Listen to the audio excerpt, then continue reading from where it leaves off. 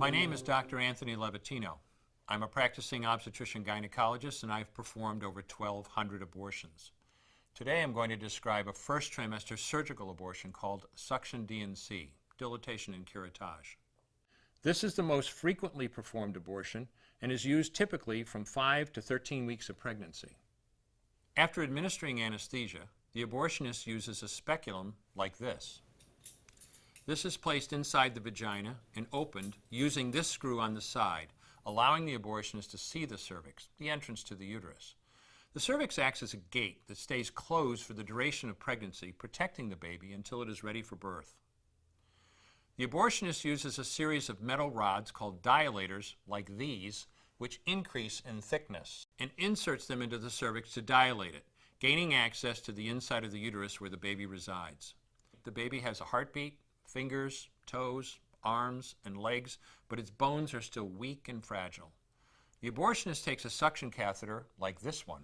This is a 14 French suction catheter. It's clear plastic, about 9 inches long, and it has a hole through the center. It is inserted through the cervix into the uterus.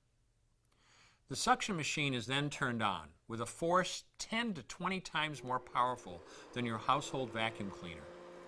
The baby is rapidly torn apart by the force of the suction and squeezed through this tubing down into the suction machine, followed by the placenta.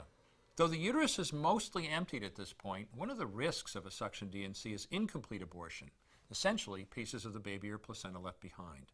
This can lead to infection or bleeding. In an attempt to prevent this, the abortionist uses a curette to scrape the lining of the uterus. A curette is basically a long-handled curved blade. Once the uterus is empty, the speculum is removed and the abortion is complete. The risks of suction D&C include perforation or laceration of the uterus or cervix, potentially damaging intestine, bladder, and nearby blood vessels, hemorrhage, infection, and in rare instances, even death. Future pregnancies are also at a greater risk for loss or premature delivery due to abortion-related trauma and injury to the cervix. As I mentioned at the beginning, I'm Dr. Anthony Levatino, and in the early part of my career as an OBGYN, I performed over 1,200 abortions. One day, after completing one of those abortions, I looked at the remains of a preborn child whose life I had ended, and all I could see was someone's son or daughter. I came to realize that killing a baby at any stage of pregnancy for any reason is wrong. I want you to know today, no matter where you're at or what you've done, you can change. Make a decision today to protect the preborn.